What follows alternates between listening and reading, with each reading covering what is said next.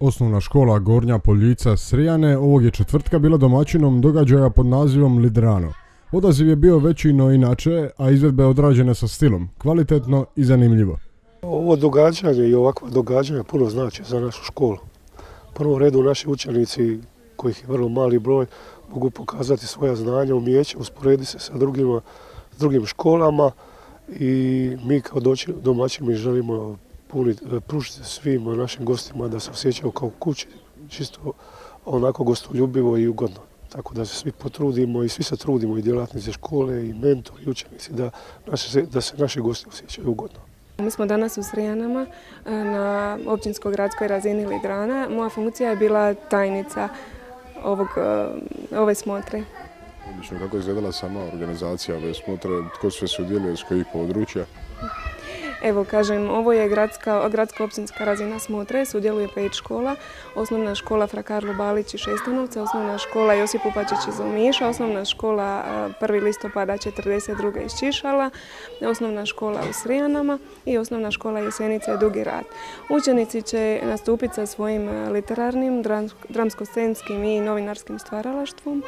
I evo, vidjet ćemo onda, stručno povjerenstvo će odlučiti tko će biti proglašen dalje na županijsku razinu. Smotra učenika osnovnih škola na ovaj način potječe razvijanje natjecateljskog duha i kompetencije, želju za radom i obrazovanjem, ali i zabavno druženje interaktivnog sadržaja i širokog programa. O pobjednicima koji prolaze u idući krug natjecanja odlučuju članovi stručnog žirija već spomenutih kategorija. Imamo 3 prosudbena povjerenstva. Za literarne radove je tu izvršna direktorica školske knjige gospođa Matilda Bulić, pjesnikinje Nada Vučić i Anela Borčić i profesorica Silvana Bampa-Listeš. Za novinarske radove novinarka Nikolina Tomasović, književnica Branka Primorac. I evo za dramsko-scenske radove tu su s nama glumica Ivana Župa i glumci Marko Duvnjak i Marijan Grbalac. Ove godine sam neobično ponosna jer je zaista bogat odaziv i mislim da imamo veliki broj kvalitetnih radova. Povjerenstvu neće biti lako. Ja sam inače od početka Lidrana kao predsjednik povjerenstva i organizator općinskog Lidrana iz razloga što je moj osnovni poziv temeljni profesor hrvatskog jezika.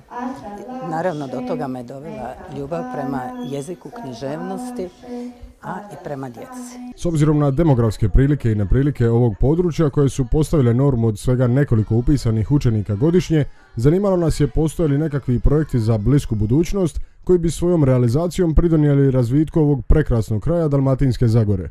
Ove školske godine smo upisali 4 prvašića, a sljedeće godine 6, zato sam malo požurio.